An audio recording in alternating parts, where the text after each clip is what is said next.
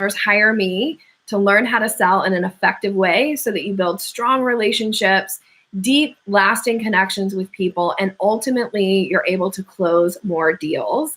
I come with over 25 years of sales experience. And in addition to selling multi-million dollar deals, closing multi-million dollar deals, and working in the technology space for many, many years in my career, I also am Master Certified Practitioner of Neuro-Linguistic Programming. And what that means is the study of communication. So I show up and now teach people with my company, Sales Maven, really effective strategies that I have gained over my years of sales experience and also what I know from my NLP background, which is how to be more effective in your conversations.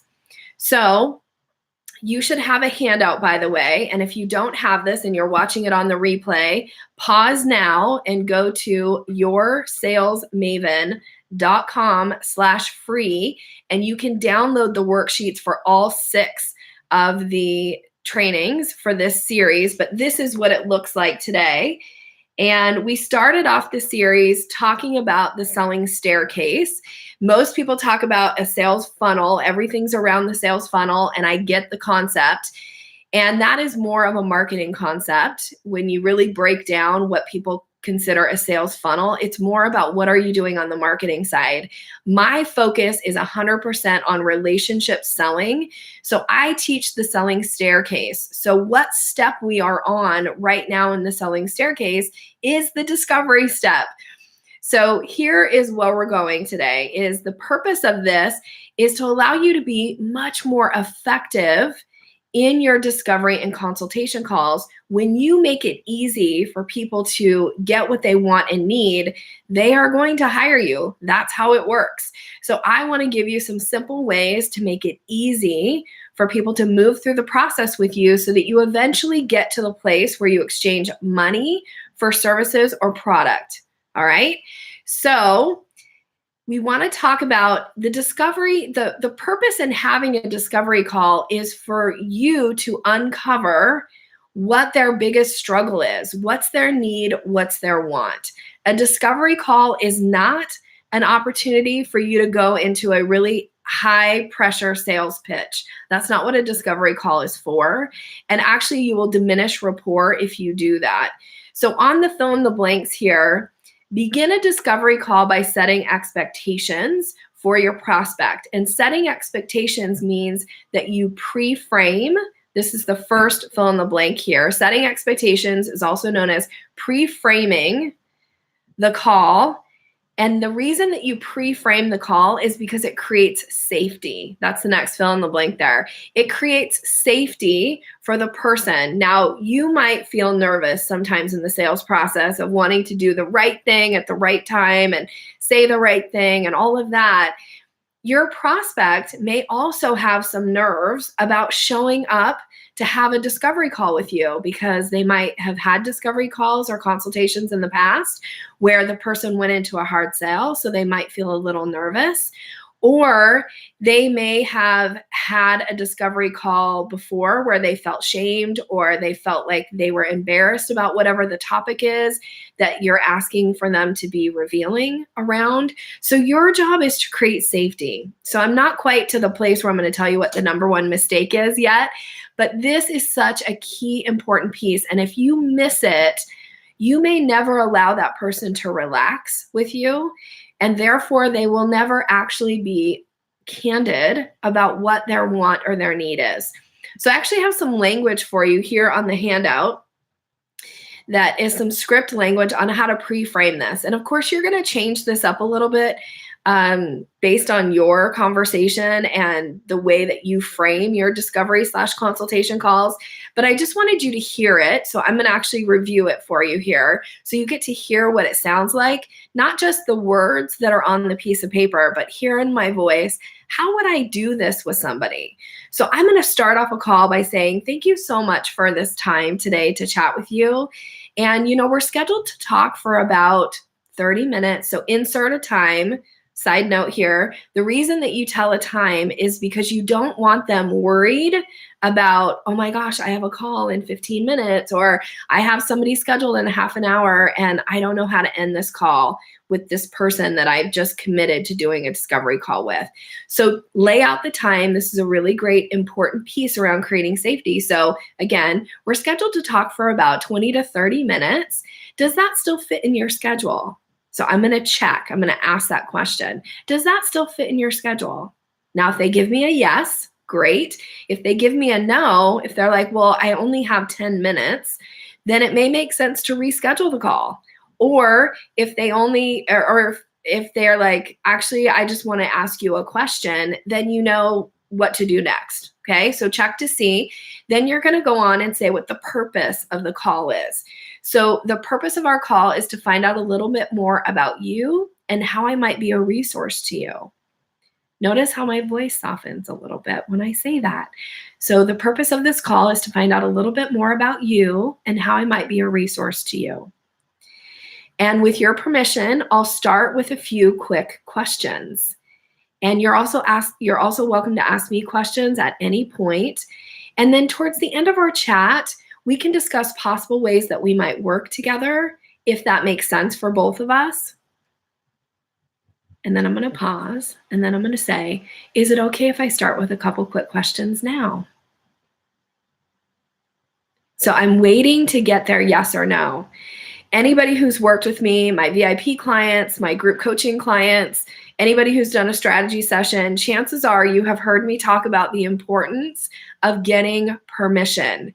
If you just launch into your questions and you don't pre-frame for the person why you're asking the questions or what the purpose behind it is, they may start to feel like they're on the witness stand.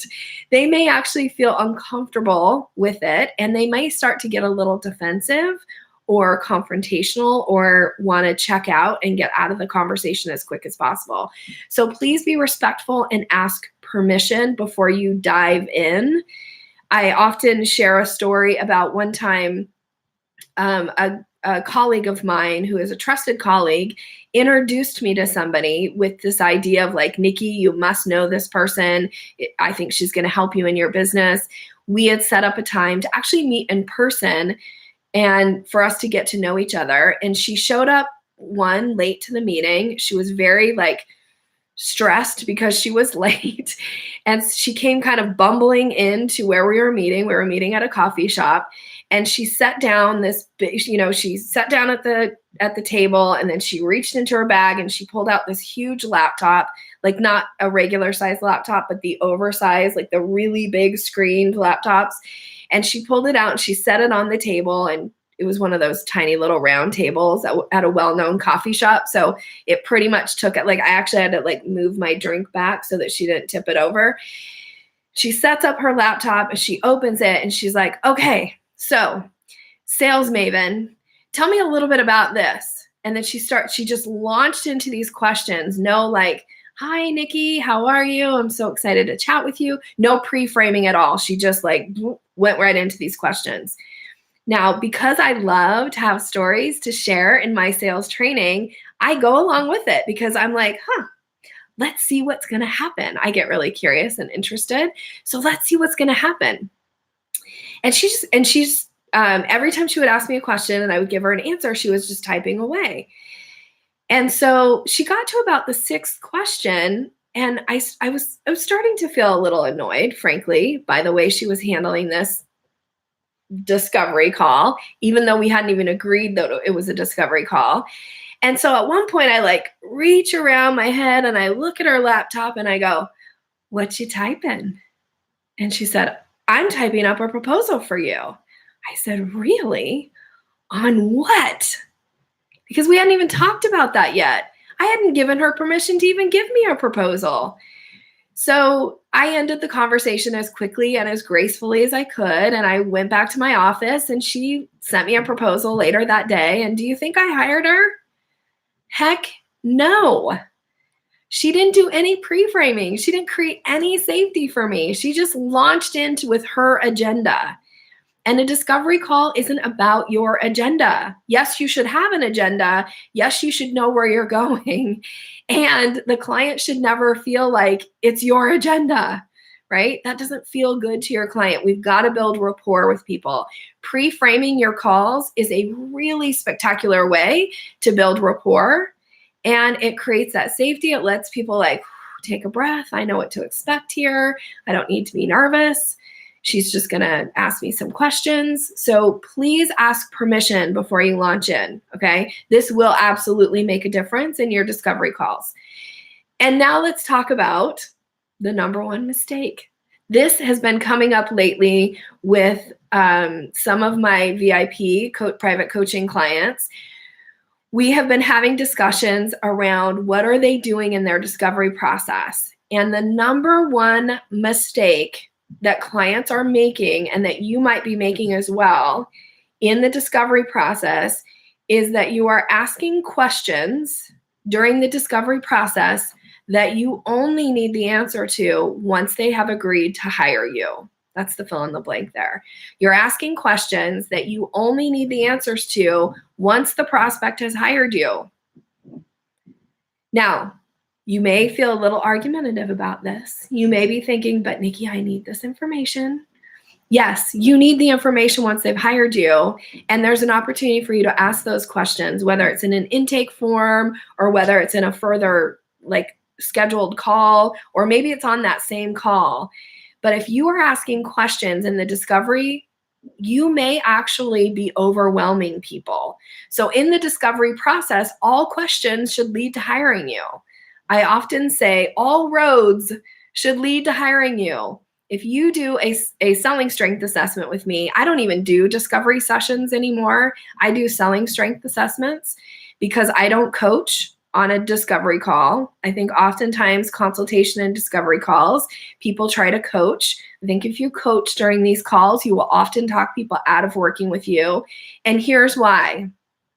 Because you are brilliant at what you do, and you're an expert at who you are, and the information that you have seems very easy to you because you've been doing this for years and years.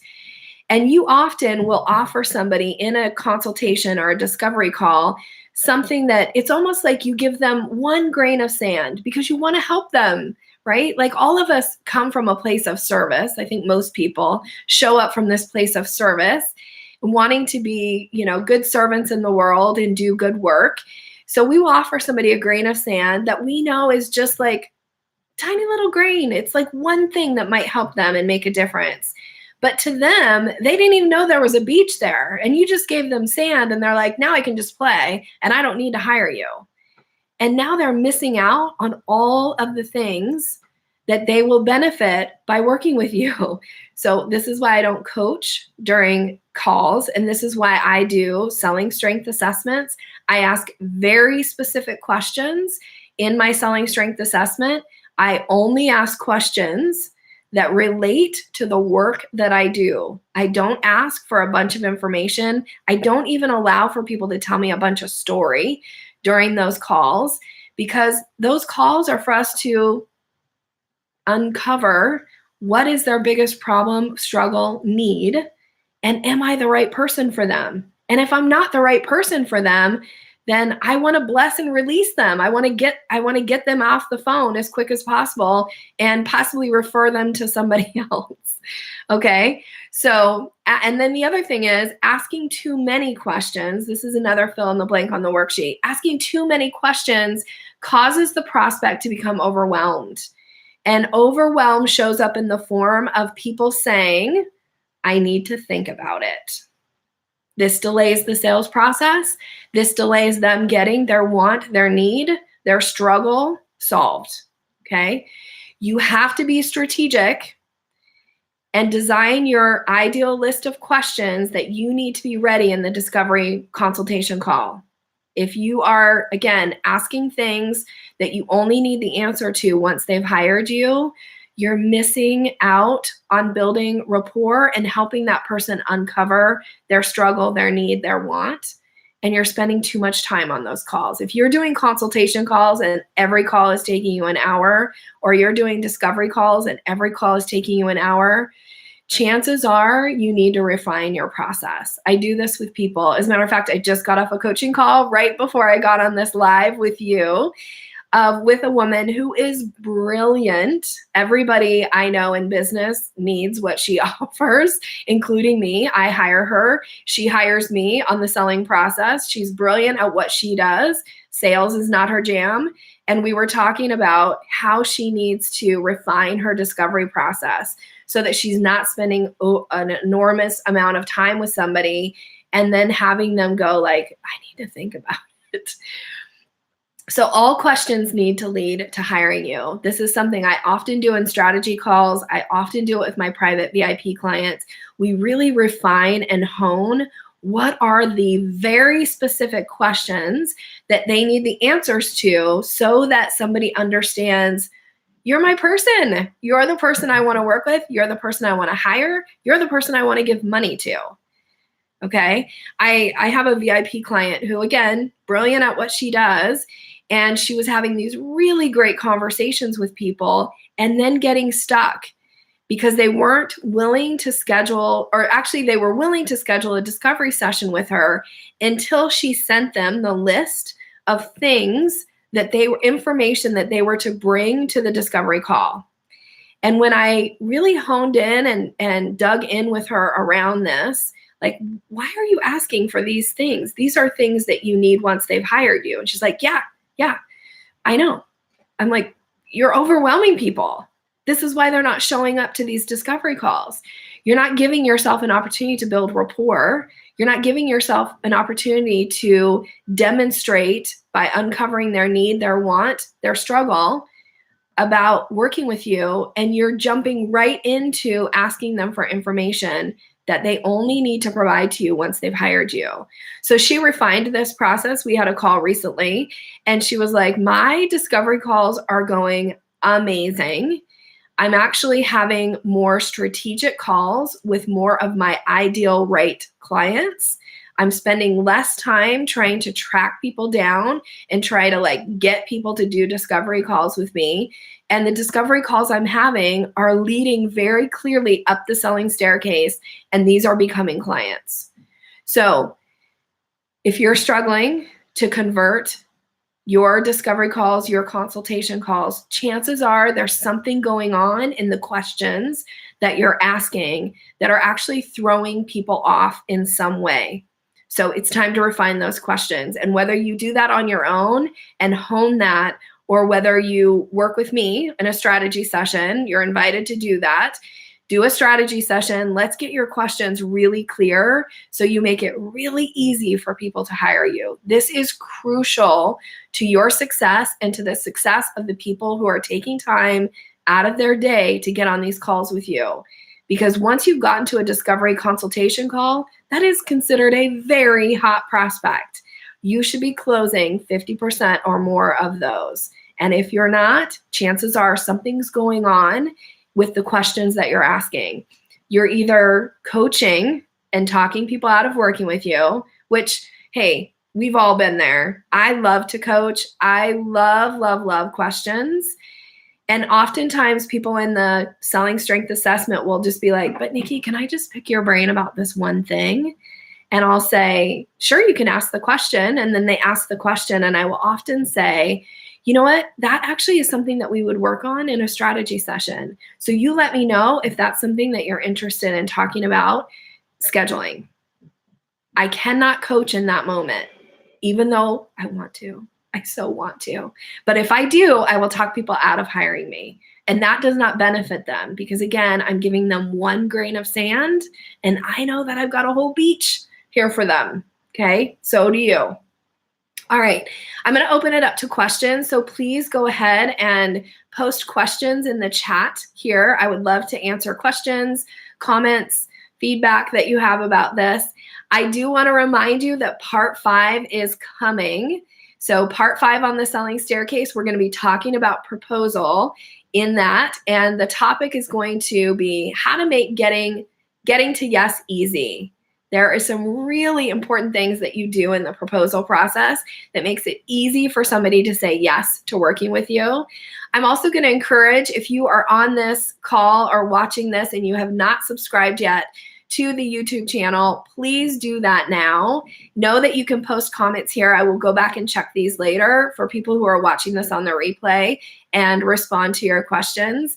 You are welcome to reach out to me at yoursalesmaven.com. You can find information there on how to schedule a strategy session with me or how to get engaged, how to even schedule a selling strength assessment. If you're wondering what I do in those, you can also schedule one of those as well. All right, I see that we've got some comments here from a few people, so I'm going to look at these now. Let's see. So Paula says, oh gosh, made #1 mistake the first time about a month ago. We all do it. Yep. Let's see. I don't meet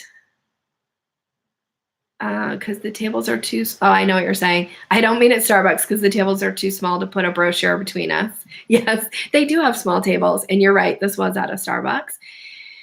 Let's see. Oh my gosh, I think this is Diana that says, oops, I've been watching last week's video for 15 minutes. Just switch to this one. Well, it's there for you. Please go back and watch it. If you haven't watched part 3 or part 1 or part 2, please do that. Part 5 is coming, and then part 6 will be coming shortly after that. Let's see. So Paula's saying, oops, those quick questions are not answering or helping. I need to say, X is what happens when you're working with me. Yes, please pre-frame what would happen when they work with you. That's important.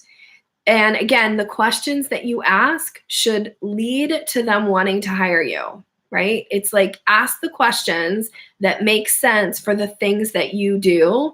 So I think this is, you, Paula. So I could be wrong here that you're doing travel, right? For weddings and destination travel. So your questions should be about, let me think about this. So a particular question that you might be asking somebody is around, like, how important is it to you for the destination to be all-inclusive? Or how important is it to you that you have one itinerary and not like 5 or 6 that you're trying to find answers to?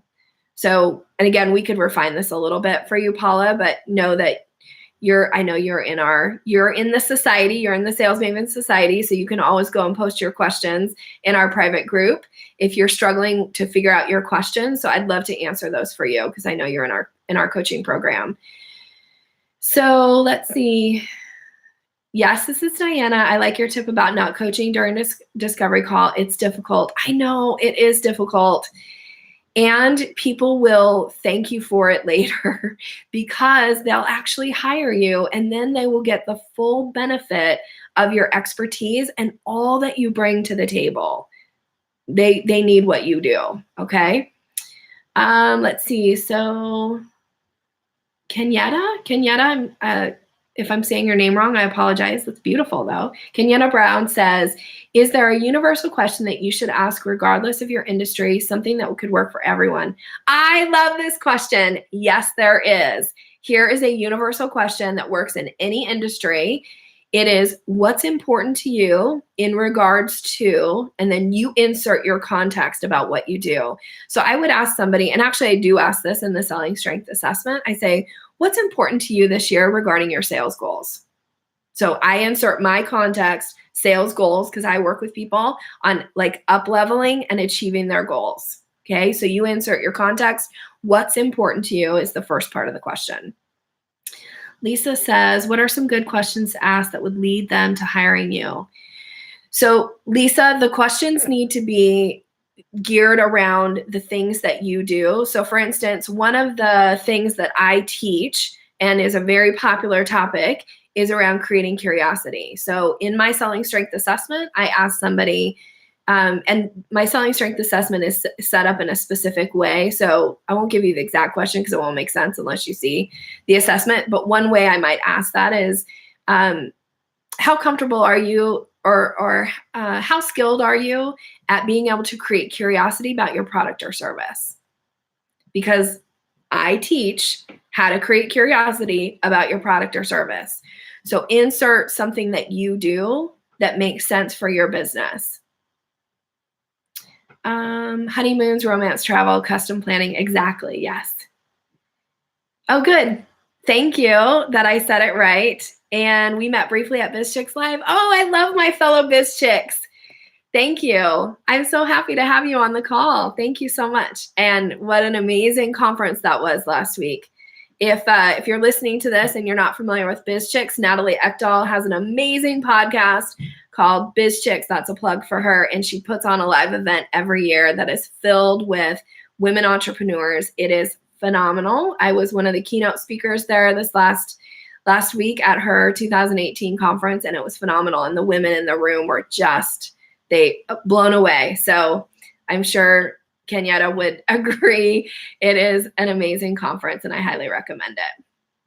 Oh yes, you're one of the volunteers. Okay. Thank you for being a volunteer. You did an excellent job. It was the best run conference I've ever spoken at. So love it so much. All right. Any last questions or comments regarding this? Let's see. What is entailed in your Creating Curiosity session? This is a great question, Lisa. Thank you for asking. So creating curiosity is how do you open discussions to even be able to talk about your business? One of the struggles I find with many entrepreneurs is that they will go to events or they will have conversations with people and they'll leave and go, I actually never even talked about what I did. And the reason is because you're answering the way that you answer questions and the way that you ask questions doesn't lead to the other person being curious. So I work with people on how to create curiosity based on the way you ask and answer questions and give some very specific strategies around that. It's important and it makes a big difference. I often find in the selling staircase, so you see it there on the handout, that we start at the introduction piece and then the next piece, the next step in the selling staircase is creating curiosity. A lot of times people will come to me and they'll say, Nikki, I'm struggling with closing the sale. And when I dig in, what I find a lot of times is a good portion of those people who think they struggle with closing, actually what they really struggle with is they have no idea how to create curiosity about their business and what they do. And they have no idea how to lead people to the next step in the selling process, which of course is discovery, which is what we're talking about today.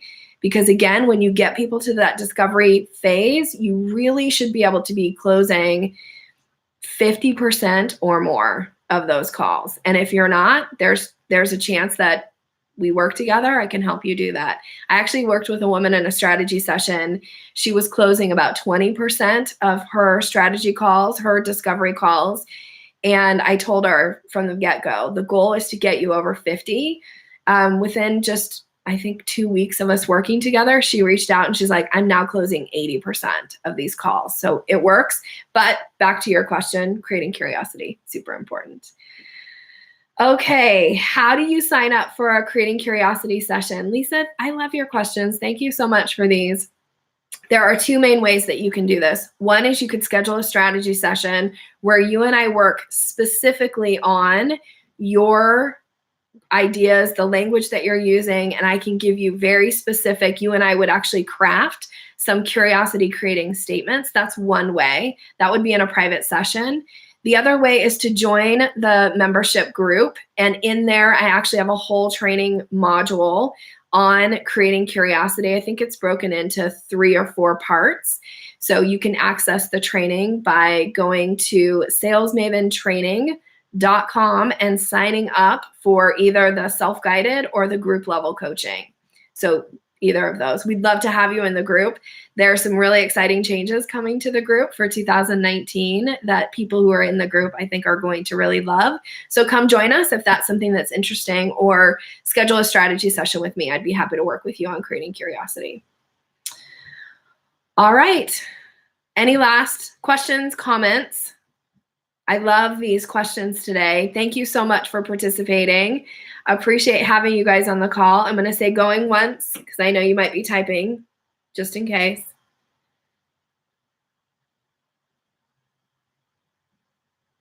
Thank you, Monica. I love that you like specific wording. Me too.